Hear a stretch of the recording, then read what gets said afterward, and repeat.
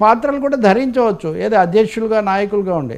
కానీ మంత్రి అనేసరికి రాజ్యాంగబద్ధంగా బాధ్యతలు నిర్వహిస్తానని అక్కడ ప్రతిజ్ఞ చేసి ప్రతి సమయం ప్రతి క్షణం దానికోసం వెచ్చించాల్సి వస్తుంది. కాబట్టి ఆ కోణంలో ఆయన మంత్రి కాకపోయే అవకాశం ఉంది. అదే అంటున్నాను నేను.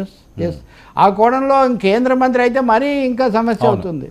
లేదు కేంద్రంలో నాకు ఎక్కువ పని ఉండదు, రాష్ట్రంలో ఎక్కువ పని ఉంటుంది, ఇలాంటి లాజిక్ మా మోదీ గారు అనుమతి ఇచ్చారు, ఇలా చెప్పే పరిస్థితి ఉండదు. ఎందుకంటే బీజేపీలో ఇంకా చాలామంది హిందీ యాక్టర్స్ ఉన్నారు, హిందీ సూపర్ స్టార్స్ కూడా బీజేపీలో చాలామంది ఉన్నారు, నార్త్ ఇండియన్ యాక్టర్స్. అందుకని పవన్ కళ్యాణ్కు జాతీయ స్థాయిలో మంత్రి అయినా రాష్ట్ర స్థాయిలో మంత్రి అయినా ఈ సమస్య వస్తుంది.